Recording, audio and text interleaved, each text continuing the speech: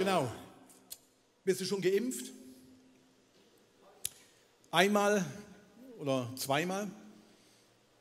Moderna oder, wie heißen die noch, BioNTech oder AstraZeneca, da hätte es ja Probleme gegeben und muss man schon mit aufpassen dabei. Look, die Fragen sind mir in den letzten Wochen und Monaten und wahrscheinlich auch dir da und dort schon gestellt worden zur Begrüßung. Anstatt Hallo, wie geht's? Schon geimpft? Ein neues Thema. Und da und dort, wo ich solche Begrüßungsgespräche mitbekommen habe, haben die manchmal sehr schnell Fahrt aufgenommen, ähnlich wie die Grillparty, wo der David Smitten gerade von gesprochen hat. Bist du schon geimpft? Dann heißt es auf einmal, ja sicher nicht. Auf keinen Fall. Und hast du gehört, es sollen sogar schon Kinder jetzt geimpft werden. Ab 12 Jahre, glaube ich, dürfen die schon geimpft werden. Sicher nicht, das ist no way. Da breitet sich was mit pandemischen Ausmaßen momentan aus. Und ich rede nicht von der Delta-Variante, wo jetzt gefühlt bei 4 Millionen Impfexperten in der Schweiz im Mund ist oder auch bei Gesundheitspolitikern diskutiert wird und Ärzten. Ich meine auch nicht von irgendeinem ganz neu entwickelten Impfstoff, der in der Pipeline ist, sondern eine Polarisierung greift um sich in einem interessanten und pandemischen Ausmaß momentan. Eben dass Grillfeste gesprengt werden. Obwohl, jetzt können wir ja gerade ein paar Lockerungen wieder genießen und sogar Italien ist ab Montag wieder so ganz weiße Zone und man darf reisen und dies und jenes ist wieder möglich. Eine Polarisierung greift um sich im großen Ausmaß. Aber die hat nicht erst jetzt begonnen, die hat nicht erst mit Covid-19 begonnen und mit all den Auswirkungen und Einschränkungen, die wir da drin erlebt haben, sondern das geht schon wirklich viel, viel länger. Schon länger teilen wir uns Menschen in Lager ein, in die Guten, auf der einen Seite und auf der anderen Seite die Bösen, die Vernünftigen und die eben nicht so Vernünftigen, diejenigen, die mitmachen bei Impfungen und diejenigen, die eben jetzt nicht mitmachen, weil sie Sicherheitsbedenken oder das haben oder anders informiert sind und in die Solidarischen und Unsolidarischen. Und wir erleben das an vielen Orten momentan, bei der Arbeit, im Gespräch, beim Grillfest, auch in der Kirche. Das macht auch vor der Kirche letztlich nicht Halt. Eine Polarisierung ist nicht was, wo hier an der Tür auf einmal aufhört oder bei dir daheim auf einmal aufhört, sobald man durch die Wohnungstüre hineingeht. Eine Polarisierung macht auch bei uns, geht voll mit hinein. Gerade das Thema Covid-19, das spüren wir im ICF Basel, Basel-Land und Lörrach wirklich enorm an vielen, vielen, vielen Ecken und Kanten. Und das geht tatsächlich bis in die eigenen Familien hinein. Das Thema ist nicht mehr, ja, wie geht's dir? Wie war so die vergangene Woche? Was beschäftigt euch? Was macht ihr und so weiter? Sondern auf einmal heißt es denn tatsächlich, ja, bist du dafür, für solche Maßnahmen oder eher dagegen? Oder was hältst du von solchem Impfprozess, wo wir drin sind? Und so lustig sich das anhört mit den Grillfesten, ich kenne tatsächlich Familien, die das Thema weit umschiffen, im größeren Familienkreis, wenn man zusammenkommt, um ja nicht das Wort überhaupt in den Mund zu nehmen, weil es könnte eskalieren. Eben, ein falsches Wort, eine falsche Einstellung und schon ist die Kacke am Dampfen. Und das möchte man ja sicherlich nicht in der Familie, also reden wir über irgendwas anderes, solange es dann irgendwie gut geht, über Europameisterschaft, das bietet sich gerade an. Aber es sind längst nicht nur solche Themen so wie Covid, sondern es sind noch andere, sogar kircheninterne Themen, die immer mehr polarisieren. Die viel auch mit unserer Einstellung, wie machen wir das denn als Kirche? Und welche Lebensform sollten wir denn als Kirche wirklich segnen und welche sollten wir lieber nicht segnen? Oder wollen wir das bewusst nicht? Oder wie halten wir es denn mit unserer Sprache, mit dem Gender, mit dem Sternchen oder Doppelpunkt oder Ausrufezeichen, was auch immer? Ja, wie machen wir das denn? Und oder wie sollten wir es vielleicht auch nicht machen? Oder was ist erstrebenswert? Und was mit dem großen Thema Klima? Ist das nur was für die Fridays, also für die Next Gen quasi, für die Jüngeren und wir Eltern fahren weiter? Betrifft uns das? Die einen sehen das so und so und eine Polarisierung findet mitten auch durch die Kirche bei solchen Themen statt. Bis hin, ja, wie verstehen wir denn die Bibel zu den Themen? Kann man die wirklich damit zu Rate ziehen? Sagt die was dazu? Wie ist mein Bibelverständnis oder meine ich zu haben? Und mehr polarisieren solche Fragen auch mitten in der Kirche. Und so eine Lagerbildung bedeutet schnell einmal, dass man auf einmal auf innere Distanz geht und mit der Zeit geht man auch auf äußere Distanz zu den Leuten, die zum anderen Lager zählen oder die das eben anders sehen. Mit Leuten gesprochen, die haben gesagt, ich kann das nicht verstehen, dass die anderen behaupten, sie haben Recht. Ich kann das nicht verstehen. Die informieren sich falsch. Wenn ich mich informiere, wenn ich recherchiere, Dr. Google und alle anderen noch zu Rate ziehe, dann stoße ich immer wieder auf Themen, auf Videos, auf Vorträge, auf Personen, Fachpersonen, die an sich meine Sicht sehr wohl stärken und die sehr wohl viel dazu sagen. Und ich verstehe, dass die offensichtlich haben manch andere die Zugänge zu diesen Informationen nicht oder sie wollen sie nicht haben und sie interessieren sich nicht dafür. Wie kann man das nur ignorieren? Das ist eine wichtige Beobachtung, ihr Lieben. Und ich komme am Schluss von der Predigt noch mal kurz darauf zurück, weil das ist wirklich ein Problem. Und es führt tatsächlich zu Polarisierung. Leute, und da und dort kann dem einen oder anderen sogar Angst und Bange werden, mit welchem Tempo sich manche Dinge verändern, Sprache sich verändern, der Alltag verändert, Meinungen und Ansichten. Und unter Angst, so hat es neulich einer mal ausgedrückt, und unter Angst verlieren wir Menschen bald einmal die positive Lebenseinstellung, dann den Anstand, dann die Hemmungen und dann die Solidarität. Willkommen bei Relationship. Im realen Leben. Leute, das wird keine 3-Punkte-Predigt. Ich habe 5. Aber es wird kürzer. Nein, es sind wirklich ein paar Punkte, wo wir sehr wichtig sind für uns als Kirche. Ich glaube, wir brauchen Wegweiser in unseren Relationships, in unseren Beziehungen, die uns durch diese besondere Phase, wo wir als ganze Gesellschaft drin sind und wir als Kirche mittendrin sind, wir brauchen ein paar Wegweiser, dass wir uns dadurch manövrieren in dem Miteinander. Und der erste Punkt ist Polarisierung, die ist so alt wie die Menschheit. Polarisierung ist alt wie die Menschheit und das geht wirklich weit zurück und allgemein das ist ja sehr unpopulär und langweilig, wenn man in der Predigt sagt, ich fange mal an bei Adam und Eva, weil die meisten denken, das wird jetzt wirklich lang, so ganz am Anfang von der Bibel bis hinten hin. Aber ich glaube, es ist wirklich angebracht, heute damit zu beginnen. Adam und Eva. In den ersten Kapiteln von der Bibel, da wird uns geschildert, wie eine schöne Dualismus, eine schöne Gegensätzlichkeit, eine schöne Polarität an sich zerstört wird.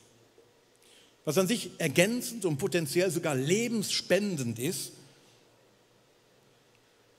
führt später zu einer Polarisierung von den ersten beiden Menschen. Und dann darüber hinaus. Die große Verlockung, die in der ganzen Schöpfungserzählung da berichtet wird, die große Verlockung, wo die Schlange den Menschen darlegt und sagt, du wirst gut und böse erkennen können, wirst das erkennen können, wo Gott an sich nur kennt und dann wirst du sein wie Gott. Und jetzt weiß der Mensch, was gut und böse ist. Aber wir Menschen haben uns dieses Wissen um Gut und Böse an sich mit der Entzweiung, mit der Trennung von Gott quasi wie erkauft. Wir sehen auf einmal, was gut und böse ist, aber wir sind vom Ursprung, von unserem Leben, von Gott, sind wir als Menschheit wie getrennt worden. Das haben wir wie erkauft. Jetzt wissen wir es, aber es hat einen Preis gehabt. Und tatsächlich hat die Erkenntnis von Gut und Böse für den Menschen durchaus ist nicht nur segensreich gewesen. Ist nicht nur segensreich gewesen, verbunden auf einmal mit der Fähigkeit, das eine vom anderen zu unterscheiden, hat es uns offenbar nicht davor bewahrt, doppelbödig zu denken, doppelbödig zu handeln, egoistisch nur für den eigenen Vorteil zu sehen, zu urteilen. Es hat uns nicht davor bewahrt, immer das Gute zu wählen. Der Paulus schreibt mal an die Kirche in Rom und macht das zum großen Thema. Das Gute, was ich zwar will, schaffe ich irgendwie nicht. Ich mache dauernd genau das andere. Die Erkenntnis von Gut und Böse ist eben nicht segensreich für uns Menschen geworden, sondern sie hat uns wirklich polarisiert. Der Mensch ist wie im Zwiespalt. Schau, und die Verschiedenheit und die Gegensätzlichkeit, die wird auf einmal nicht mehr als Freude, als Ergänzung, als wirkliche Bereicherung empfunden, sondern an vielen Fällen als Bedrohung. Der sieht es anders. Und es ist Ärger. Warum sieht er es anders? Bis hin zum Kampf sogar gegen Geschlechter. Schau, in den nächsten Jahren haben wir weltweit erleben können, wie in verschiedensten Ländern, verschiedensten Demokratien, auf einmal so ein Ruck da durchgegangen ist. Jetzt müssen wir zuerst mal für uns schauen. Und jetzt machen wir mal das, eine stärkere weltweite Konkurrenz ist aufgetreten und man schaut für sich und alles andere ist mal zweitrangig. Und dann in der ganzen Pandemie haben auf einmal verschiedenste Länder, verschiedenste Leute, verschiedenste Ansichten gehabt, wie wichtig, unwichtig, dramatisch, schlimm das Ganze ist. Und man hat so wie einen Eindruck, oh, das polarisiert sich da, das wird immer mehr getrennt. Leute, das war schon immer da, es kommt einfach mehr an der Oberfläche. Es war schon immer in unserem Herzen drin, diese Polarisierung. Das ist wie ein Virus, wo in uns Menschen drin ist, dass wir uns entzweien wollen. Wir einteilen in Gut und Böse und so weiter. Und das breitet sich pandemieartig aus, dass man zwischen denen und denen dann halt unterscheidet. Leute, und das betrifft uns eben alle. Das betrifft nicht einfach die Fraktion, weil die so denkt und die, weil die so denkt, sondern das haben wir alle in uns. Dieses Virus, das wir irgendwo polarisieren wollen, müssen, fast wie nicht anders können, das Gut und Böse einteilen und auf jeden Fall wissen, was richtig ist. Das Erste. Aber das Zweite, es gibt wirklich was, wo uns wirklich unterscheidet. Es gibt wirklich einen wesentlichen Unterschied, wo uns die Bibel zeigt. Man könnte auch sagen, die Sache macht wirklich einen Unterschied aus. Und Jesus thematisiert das mal extrem prominent. Also er sagt, look, das macht wirklich einen Unterschied. Matthäus 22. Die Hochzeitsfeier ist vorbereitet. Aber die geladenen Gäste waren es nicht wert, an diesem Fest teilzunehmen. Geht jetzt raus auf die Landstraßen, ladet alle ein, die euch über den Weg laufen. Das taten die Boten und brachten alle mit, die sie fanden, böse und gute Menschen. Und so füllte sich der Festsaal mit Gästen. Als der König kam, um die Gäste zu sehen, bemerkte er einen Mann, der nicht festlich angezogen war. Mein Freund, wie bist du hier ohne Festgewand reingekommen, fragte er ihn. Darauf konnte der Mann nichts antworten. Da befahl der König seinen Knechten, fesselt ihm die Hände und Füße und werft ihn hinaus in die tiefste Finsternis, wo nur noch Heulen und ohnmächtiges Jammern gibt. In dem Gleichnis, wo Jesus, das letzte von 3 Gleichnissen, wo Jesus zu den Pharisäern, den Gesetzeslehrern der damaligen Zeit, die sich auskannten, also zu ihnen spricht, da geht es zentral um dieses Hochzeits- oder Festkleid, die Menschen anhaben. Und die Leute, die jetzt zuerst eingeladen sind, den ersten Teil vom Gleichnis haben wir jetzt nicht gelesen, die waren alle eingeladen, sind aber nicht gekommen. Die Boten sind rausgegangen und sagten, hey, komm da auch, das ist ein großes Fest, der König lädt ein. Aber sie hätten sich Ausreden, warum sie nicht gekommen sind. Und es geht darum, um das Volk Israel und Jesus erklärt den Leuten das, hey, ihr habt nicht auf die Propheten gehört, ihr seid eingeladen gewesen. Warum seid ihr nicht gekommen? Und dann schickt er seine Diener los, an alle möglichen Orte Leute einzuladen. Aus allen Nationen gute und auch böse Menschen. Und alle sind gekommen und beim Betrachten der Gäste fällt dann auf einmal auf, dass der eine kein Festkleid anhat. Und das Fehlen von so einem Festkleid muss man bis in die orientalische Kultur hineindenken. Das ist wirklich was, das ist wie ein Affront gegenüber einem Gastgeber. Also irgendwo eingeladen zu sein und dann nicht festlich angezogen zu sein, ist eine Geringschätzung von demjenigen, der dich eingeladen hat bei so einem speziellen Fest. Jetzt könnte man sich fragen, der Typ ist ja gerade eingeladen worden, woher soll er das auch haben? Aber alle anderen hatten eins. Und das ist auch nicht so sehr das Thema, warum so schnell der das nicht bekommen hat. Oder das wirkliche Thema an diesem Gleichnis ist letztlich, es geht um die Bedeutung von dem Festkleid. Es geht wirklich um die Bedeutung. Das Festkleid, erklärt Jesus, das ist das neue Leben, die neue Gerechtigkeit und du bist eingeladen zum König. Und dieses neue Kleid ermächtigt dich, wirklich an diesem Festsaal dabei zu sein. Und das hat Jesus am Kreuz erlitten und erstritten, letztlich erwirkt, dass wir alle so ein Kleid anziehen können. Und das bedeutet, dass dieses Kleid wirklich Auswirkungen hat auf unser Leben, auf unsere Taten, auf unser Reden, weil das Jesus repräsentiert. Und das Verrückte ist, mit dem Kleid bedeckte Jesus an sich unsere Nacktheit wo in dieser ersten Geschichte ganz am Anfang von der Bibel auf einmal zum allerersten Mal zum Thema wird. Sie aßen von dieser Frucht und entdeckten, sie waren nackt und sie schämten sich dafür und machten sich selbst Kleider. Und dieses neue Kleid, wo da erwähnt wird, das bedeckt wirklich unsere Trennung von Gott. Es bedeckt diese Nacktheit und die Trennung wird wieder aufgehoben. Und es darf auf einmal, was vorher getrennt hat, darf wieder heilen. Und was vorher polarisiert hat, darf wieder in Ordnung kommen. Unser Denken, unser Fühlen und auch unser Handeln.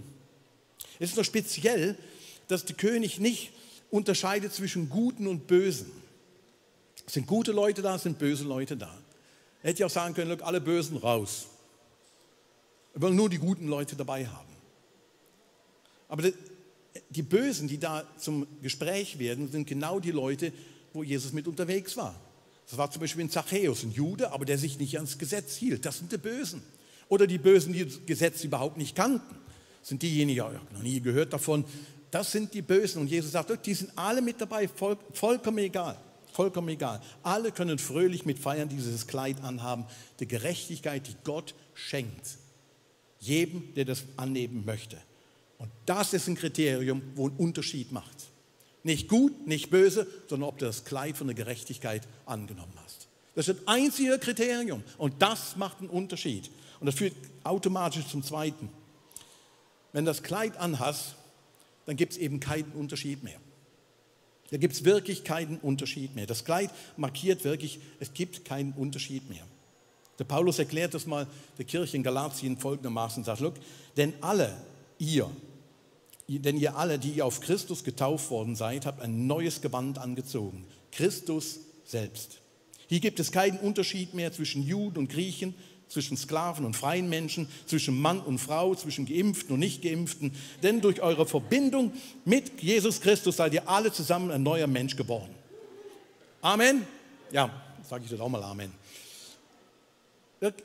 Das Kleid markiert wirklich etwas ganz Besonderes. Es gibt keinen Unterschied mehr. Das Kleid eint uns. Das eint uns. Das bedeckt auch alles.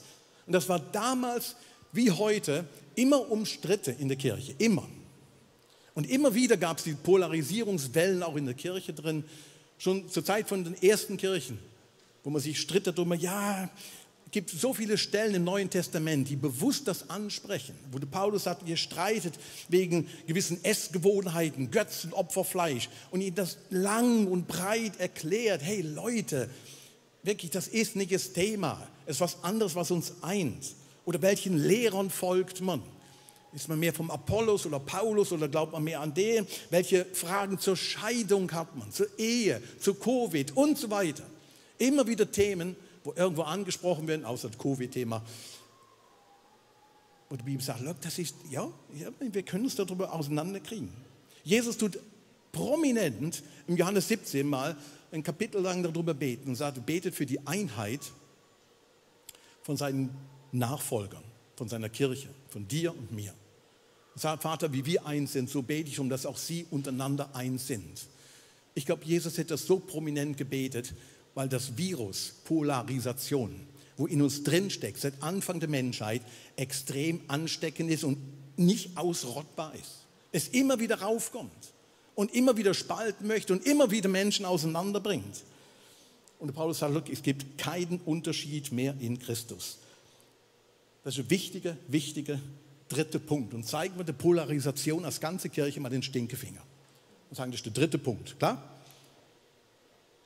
Wir kämpfen gegen diese Polarisation. Und das führt mich zum vierten Punkt, Leute, wo unser Kerngeschäft ist als Kirche. Unser Kerngeschäft als Kirche ist, Menschen in ihrer Verschiedenheit zusammenzubringen. Das ist das Kerngeschäft von uns. Menschen in der Verschiedenheit zusammenzubringen. Wenn ihr in der Apostelgeschichte lest, wie die erste Kirche sich formiert hat, da gibt es ein paar spezielle Dinge darunter. Aber es kamen Menschen zusammen aus unterschiedlichsten Völkern, unterschiedlichster Sprache und die hörten ihre Botschaft in ihrer Sprache, die befreiende Botschaft, hörten sie jeweils in ihrer eigenen Sprache. Auf eine ganz übernatürliche Art und Weise. Und das ist bemerkenswert, das ist wirklich bemerkenswert, denn der Einheit wird in der Erzählung, gerade von der Entstehung von der ersten Kirche, nicht durch eine Uniformität, also durch eine Gleichschaltung gemacht, Die Botschaft wird nicht in der einheitlichen Sprache verkündigt, sondern sie wird in einer unterschiedlichen Sprache an die unterschiedlichsten Menschen verkündet und die finden dann zusammen. Und der Heilige Geist hat letztlich dieses Wunder bewirkt, dass so unterschiedlichste Leute mit unterschiedlichen Hintergründen auf einmal zusammenkommen. Liebes ICF, wenn du heute hier Besucher bist oder nur daheim zuschaust oder es demnächst siehst, in einer solchen polarisierten Welt haben wir eine wichtige Aufgabe als Kirche, als Nachfolger Jesu. Und zwar das Ringen um Einheit. Wirklich ein Ringen darum um Einheit, wo der Geist Gottes zusammenfügt. Das ist wirklich eins unserer wichtigsten Dinge. Denn ansonsten droht Zerrissenheit und irgendwann verlieren wir den Anstand und irgendwann auch die Solidarität. Und wie das geschehen kann, das steht in der ganzen Pfingst-Story da drin. Das ist nicht von oben herab diktiert worden, ist auch nicht menschlich gemacht worden, sondern es ist letztlich ein Wirken Gottes, der zusammenführen will, aber die Menschen haben ihre Herzen dafür aufgemacht. Egal, wo sie waren. Ich sagte, ich mache mein Herz auf und auf einmal stand da eine Verbindung zu anderen Menschen, wo man vorher gar nicht hatte. Eine Solidarität mit Menschen, wo man vorher nicht hatte. Weil der Geist Gottes das zusammengeführt hat. Es war nicht verordnet von oben per Dekret, sondern wirklich, ja, wir kommen zusammen. Für uns als ICF ist der Bericht aus der Apostelgeschichte ein enormes Potenzial für uns, wie wir in der momentanen Situation in den nächsten Wochen, Monaten uns verhalten können, wie wir uns positionieren können. Wie positionieren wir uns? Leute, lasst uns auf das Kleid achten. Auf das einzige Kriterium, wo wirklich entscheidend sein wird. Lasst uns auf das Kleid achten und lasst uns zweitens, wie die Diener in der Geschichte, ausschwärmen und Leute einladen. Gut und böse und von dem Kleid erzählen. Und wir lassen unsere Türen auf, ohne Zertifikat bis zum Schluss, Leute, weil das Evangelium führt zusammen. Das Evangelium führt zusammen. Lasst uns wirklich auf dieses Kriterium achten, wo entscheidend ist und sagen, look, das wollen wir verkünden. Und das möchten wir wirklich nach vorne ziehen. Look, der Einsatz gegen die Polarisation, der bedeutet eben nicht, dass der Pluralismus in der Welt und von den Meinungen automatisch verschwindet. Nein, es gibt weiterhin unterschiedlichste Meinungen, Ansichten darüber. Und wie wir damit umgehen, sage ich gleich noch was dazu. Das wird es weitergeben. Aber unser Job als Kirche ist, Menschen zusammenzubringen. Unser Job als Kirche ist, auf dieses Kriterium zu achten von diesem Kleid.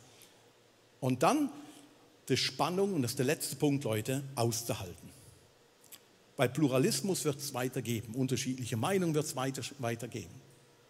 Und das wird Spannung. Wir müssen lernen, die Spannung auszuhalten. Davids Binden, hier im Self, darf ich dich auf die Bühne bitten.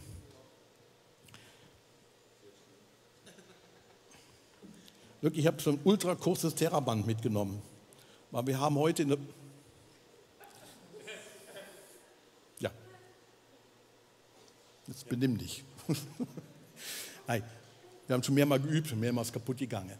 Look, wenn wir schon wieder. Wir werden weiter einen Pluralismus in der Welt haben. Wir werden weiter einen Pluralismus auch in der Kirche haben. Und das erzeugt immer wieder ein Stück Spannung. Und wir merken das, es zieht. Weil das sind unterschiedliche Ideen und Vorstellungen. Ja, wie kriegen wir das denn zusammen? Wir müssen nicht alle uniform werden. Das ist nicht der Punkt. Die Kirche nicht entstanden, so war die Kirche auch nie. Aber das ist das Ringen, wo der Paulus immer wieder erwähnt und sagt, hey Leute, schaut wirklich auf das Wesentliche und in all den anderen Dingen haltet die Spannung aus. Haltet die Spannung aus, wenn wir das nicht machen. Und irgendeiner mal loslässt, dann tut es dem anderen nämlich weh. Das ist genau das, was passiert. Danke, du hast das hervorragend ausgemacht. Ja, danke. Leute, es tut weh. Es tut weh, wenn wir es loslassen und den anderen einfach loslassen, uns egal wird. Einer wird immer verletzt werden dabei. Look, wenn wir eins gelernt haben, vielleicht in den ganzen letzten oder 1,5 Jahren, ist doch, dass wir in Krisenzeiten von den Reserven leben, die man vorher angehäuft hat. Ganz materiell, als Firma, als Gesellschaft, als Staat, sind wir im letzten Jahr sehr viel von dem profitiert, dass wir eine große Wirtschaft haben. Finanzen haben, Kredite geben konnten und so weiter. Und das wirkt sich in den Krisenzeiten materiell wirklich aus. Wir zehren wirklich von diesen Sachen. Aber in Krisenzeiten zehren wir auch von den Ressourcen, die wir in guten Zeiten angelegt haben, von unseren geistlichen Ressourcen, von unseren emotionellen und auch charakterlichen Ressourcen. Deswegen ist es so wichtig, in guten Zeiten vorzusorgen, in guten Zeiten zu üben, Spannung auszuhalten. Weil wenn Krisen sind, dann wirst du gefordert werden, das auszuhalten. Erst dann kommt raus, was wirklich du als Ressource hast.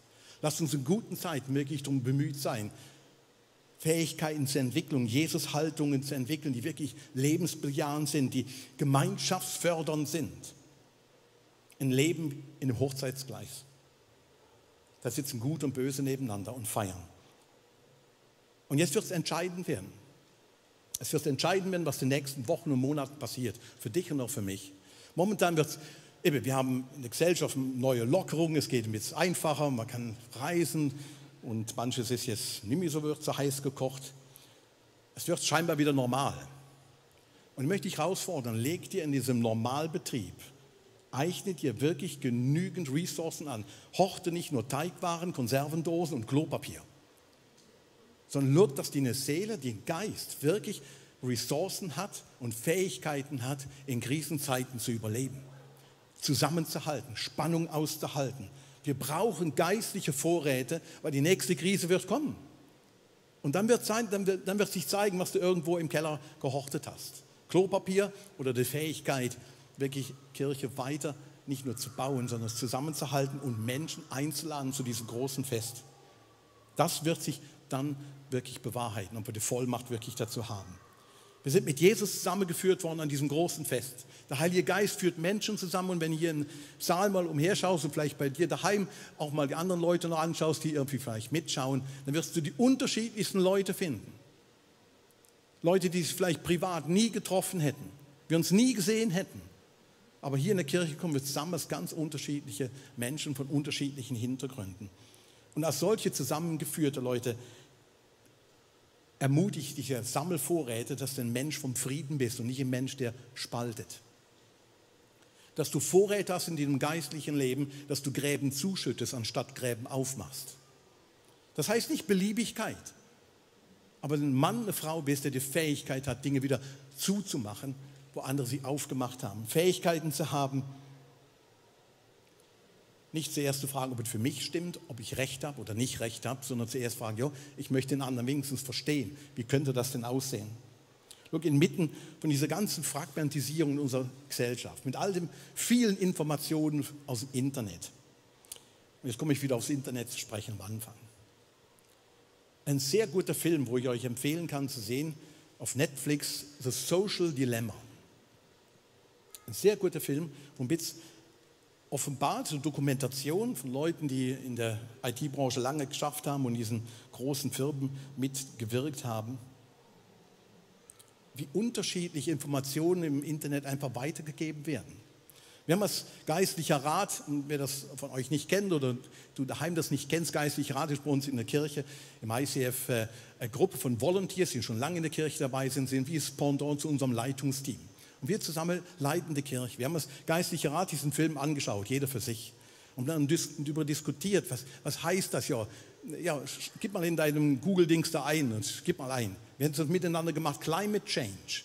Schreib mal rein, Climate Change. Mach es als Ehepaar oder als andere. Welche Ergebnisse dir dann angezeigt werden. Könnt ihr dann selbst machen. Wir leben manchmal in so Blasen drin, wo wir vieles gar nicht mitkriegen, dass wir in einer Blase drin sind. Und dann kriegst du immer die gleichen Informationen und die ist wie selbstverständlich, tut er. Überall Bestätigung, überall. Und dann guckst du mal in einen anderen Verlauf rein und sagst, ich kriege ja ganz andere Informationen. Und es ist so wichtig, dass wir uns gegenseitig als Nachfolger Jesu wirklich herausfordern und sagen, komm, wir sind gefordert, aufeinander zu hören, wir sind gefordert, aufeinander zuzugehen und auszuhalten, da wo es spannend auszuhalten, darum zu ringen. Das Gebet von Jesus wirklich stattfindet, dass wir eins sind in seiner Nachfolge, trotz unterschiedlicher Meinungen. Und vielleicht ist für dich heute dran, wir werden gleich noch eine kurze Zeit nehmen zu beten, vielleicht ist für dich persönlich dran, einfach Buße zu tun, wo du schlecht über andere Menschen gedacht hast, geredet hast, die so komplett anders ticken wie du. Ich habe das ein paar Mal in den letzten Wochen machen müssen, weil ich mich so aufgeregt habe, ich sage, das komplette Vollpfosten, denke ich, das darf doch nicht wahr sein. Aber es sind Menschen, Männer und Frauen Gottes, Geliebte Gottes. Und dann ist dran, Buße zu tun und sagen, hey, Gott, ich habe wirklich mühsame Gedanken mit die Leute. Vielleicht ist dran, auf der eine oder andere sogar zuzugehen und nachzufragen, zu verstehen, was geht in dir im Kopf durch. Und vielleicht ist für dich speziell dran, auszuschwärmen, wie die Diener in diesem Gleichnis und einzuladen und sagen, hey, es gibt da was, wo wirklich einen Unterschied macht und das ist das Kleid. Und das ist geschenkt. Und das ist für dich vorbereitet von Jesus. Lass uns ausschwärmen und einladen, Leute. Und wie gesagt, unsere Türen werden immer auf sein. Ohne Zertifikat kannst du da reinlaufen. Weil ich daran glaube, dass Kirche zutiefst ein Ort ist, der vereint. Bei dem einen Namen Jesus, trotz unterschiedlicher Meinungen da und dort. Ich möchte euch bitten, aufzustehen und wir nehmen uns eine kurze Zeit zu beten. Jeder kann das persönlich für sich am Ort tun. Und ich lade euch ein, wirklich vor Gott zu stehen und sagen, hey Gott, ich möchte dieses Kleid wirklich, ich würdig diesem Kleid leben. Ich möchte Mann sein, eine Frau sein, wo wirklich das Kleid mit Stolz trägt, aber das soll auch Auswirkungen haben in dem Miteinander, wie ich unterwegs bin. Vielleicht möchte ein Gebet in Anspruch nehmen und sagen, mir wird gut tun, wenn jetzt einer für mich beten würde. Dann kannst du noch hinten gehen, dort hinten steht Gebet angeschrieben, da steht eine Person, die ist parat, mit dir zu beten. Dann wirst du gesegnet, einfach, weil du es gerade möchtest. Und vielleicht sagt Gott dir wirklich was, mach das, geh auf die Person zu, tu Buße, was auch immer. Aber lass uns an dem ultimativen Kriterium festhalten. Es braucht ein neues Kleid und wir wollen würdig diesem Kleid gemäß leben und unterwegs sein. Und Jesus als ganze Kirche beten wir heute auch, dass du uns immer wieder zusammenfügst. Wir beten, dass wir den Herzschlag spüren und ihn auch ausleben können. Und jetzt, wir möchten das ernst nehmen und ausschwärmen, einladen und von diesem geschenkten Kleid erzählen. Und Heiliger Geist, ich bitte dich, dass du uns vermehrt noch die Fähigkeit gibst, auch all das Unterschiedliche nicht nur unter einen Hut zu kriegen, sondern auszuhalten und weiterzugeben. Jetzt, wir möchten in dieser Zeit, in dieser Gesellschaft, möchten wir wirklich ein Ort sein, wo frisches Wasser von ausgeht, wo Lebenswasser ausgeht und nicht irgendwie abgestandene Brühe und Dinge, die uns auseinanderbringen. Ich bitte, dass du uns hilfst, immer wieder aufeinander zuzugehen und die Fähigkeit zu haben, es auszuhalten, wenn wir nicht einer Meinung sind. Heiliger Geist, gibt uns die Kraft und auch die Klarheit und den Mut in dieser Zeit, wirklich zeichenhaft zu leben.